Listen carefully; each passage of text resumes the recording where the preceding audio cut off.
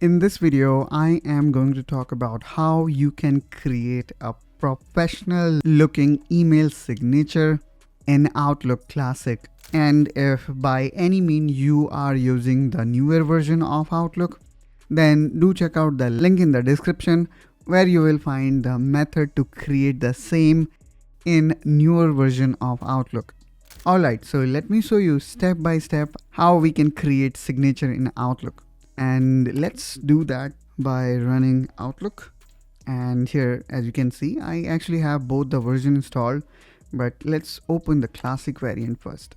Now, when we talk about the classic variant, it's not like it is same how it was like 5 years ago. We can clearly see here, even with the classic variant, the appearance have dramatically improved or changed. Now, in order to find where signature is, either you can simply click here on new email, and then if you go here on the top, you can see signature here. And by the way, if you do not see these options, then by default, sometimes just to expand the active area, Microsoft hide all these options, which you can of course enable by making double click on any of these menu item. So let me make double click, and then again it came back.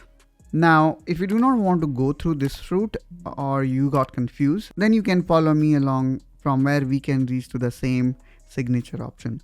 For that, let's click here on file. Now go down and click on option. Now here in option, you need to be in mail tab, and then in mail tab here, you should be able to find signatures. Now let's click here on signature, and there you go. Here we have option to create signature. Let's start with the first option here, for which email account you are creating the signature. So it may be possible that you have multiple email account. So that thing is also taken care by Outlook. So from here, you can select your email. And then here we have option to create multiple signature. All right. So here I have created two. First one here is my basic sign, and the second one here is sign. And of course, these are not professional because this is, I just created a sample.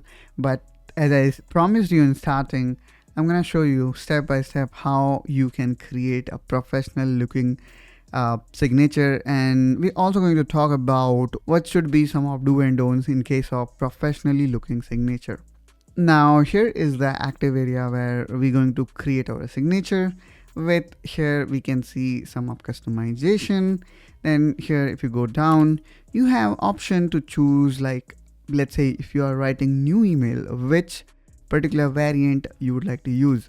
Let's say for new email I'm gonna go with sign, and then for reply and forward I'm gonna use the different variant, which is my basic sign. And now if I hit OK, and when I click here on new email, here you can see the following signature being added. And let's say if I try to respond to any other email, then you're gonna see the different signature being added. All right, so now you have understanding of how the different signature can be utilized. Now let's go back here on file, option, and then here mail, and let's click here on signature. Now we're gonna create a new signature here. For that, let's click here on new. Now I'm gonna say my new sign. All right. And here we can see now everything vanished away. So what should go in the signature? I think first of all, you may say best regard or thanks in regard. It's totally up to you, whatever you would like to write. And then probably you should hit enter so that we can go to next line, where probably the first thing you would like to write is your own identity or your own name. So I'm gonna type here my name. And then since this is your name, I would recommend you to make it bold so that people know who is sending us email. And actually I removed that space. Now after writing your email, probably you would like to mention your role. So let's say you are an engineer, or you may write engineer, or let's say designer. And then you can write here team. Let's say you are working in development team, so you can write development. And then probably you would like to write your company name. So I'm gonna say YouTube, for example. I work for YouTube. Now the next thing here you would like to add, and I would like to add a space because sometimes it really became too clumsy. And yes, one more thing. I do not want to highlight this thing because I think the name is the one that should be highlighted. Now here you can put your phone number if you want to provide, and probably the company website and your location. Sometime what happen is people also write email address, but I think that look quite redundant because when you send email to somebody, your email address is already there on the top, so they do not require your email address. All right. And sometimes people also create email that looks too long, so I also would request you to avoid that as well because that doesn't look that professional. Now let's talk about what should be included and what shouldn't be. So as we can see here, the name should be there, your role, which I have added here, and your team and company. And then of course, if you want to add, you can add phone number. Then again, it's up to you. And you can also mention your company website and location. Again, it is optional, I would say. If company require or you want to add, or sometime what happen is our company may have got standard template that everybody need to follow, so you can also follow that. All right. Now let's talk about what are the things that we should not include, especially in case of formal email.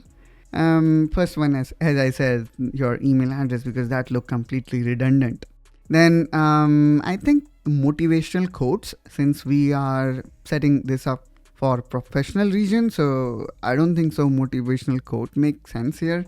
Then multiple phone numbers unless it is asked or it is important. Then any kind of certification, I would say, should be avoided. It looks like somebody is trying to show off, or I don't know if certification going to add any value there. When you are setting up in your phone, I think we should also remove when it comes to send email from iPhone or get Outlook for Android like this.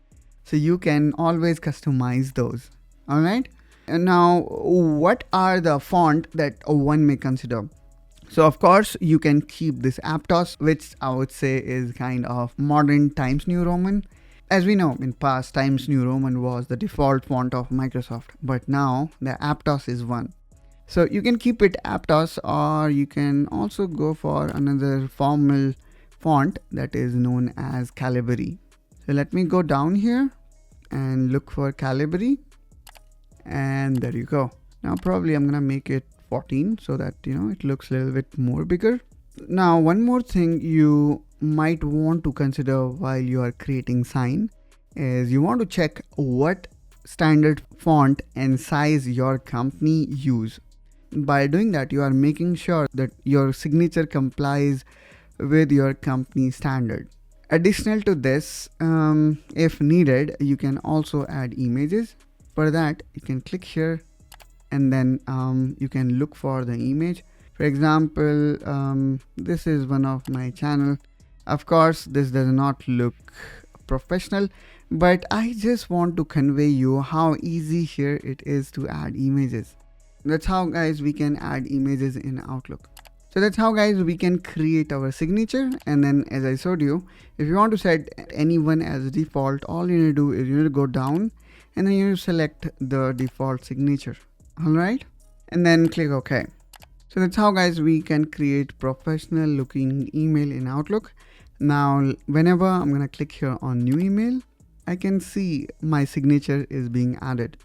And let's say you want to add it manually, then in that case you can go here in signature, and from here you can select any of signature that you like.